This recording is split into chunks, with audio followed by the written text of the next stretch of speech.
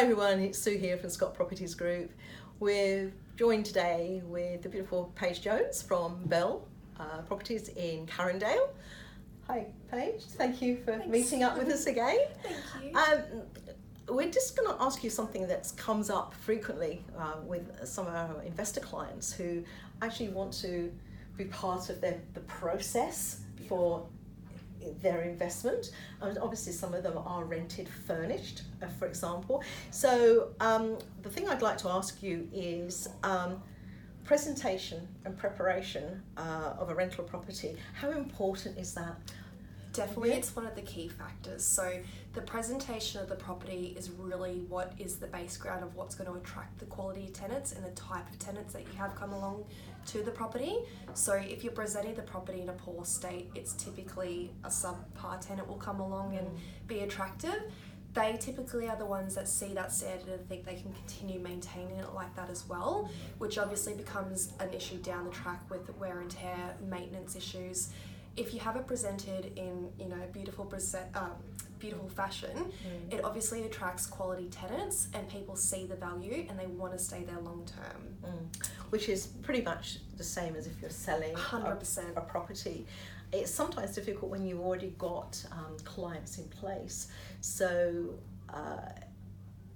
would you suggest that, or can you use owner photos? Yeah. Because sometimes people love, especially with iPhones and whatever, people go around there forever clipping their properties, and I know that it can be an issue because I have been a managing agent as well, and in a lifetime, and we don't want that taken. That's got our kids' toys and that's got our photographs, and they're within their rights to say that. So you can get around that, presumably. How do you definitely get around with that? us, my job role in particular is a business development manager, so I do work with a lot of investors that have a property before it is tenanted. Essentially, that beginning process is the base where you can have a photographer come in and take a property photos in the best light possible. So those photos typically can then be used for the next 7 to 8 years, so long as the property reflects that condition. Oh, as long as that? Yeah. Really? Yeah. Wow, that's amazing. So you don't want to fake advertise because again, people No, can come along and get distracted by it, but making sure that you have those photos and it does show the property in its full light is exactly what people need to see. A lot of time these days, people will see iPhone photos and will kind of just keep looking past the ad purely because they don't think that the property management might not be as good as the service as what they'd expected.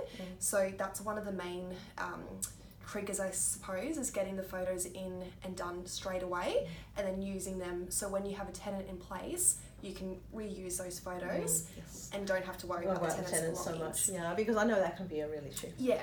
And understandably, you're invading their privacy. Yes. And tenants have a lot of rights. Yes. At the end of the day. And I think moving out is one of the most stressful times for anybody, so we do appreciate that definitely with tenants. So just interrupting them and causing the disturbance is hard enough. Packing cases in the corner. Exactly. Kids screaming. Exactly.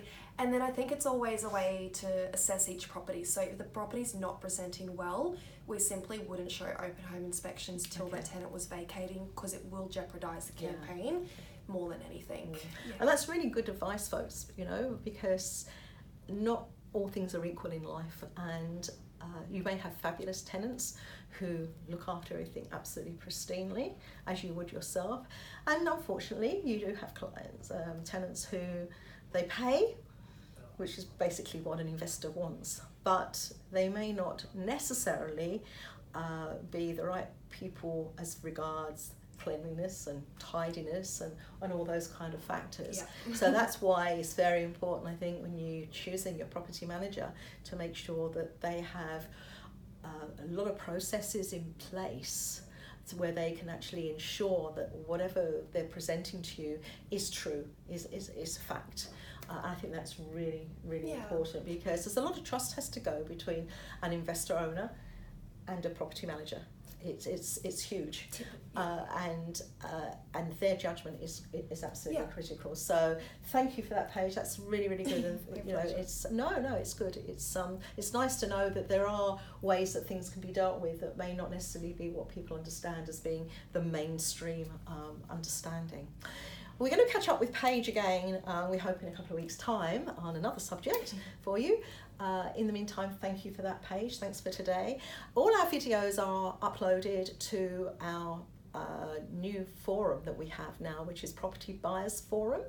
If you go to Facebook, you can look that up, and if you want to be part of this group and give feedback, you're very welcome to join. All you need to do is click join, and we can add you on there, and you can fire away as many questions as you want. We have a great panel now of professionals there to help you. So from that point of view, just if that's what you would like to do, please join us. For now, it's bye from me and bye from Paige. Bye.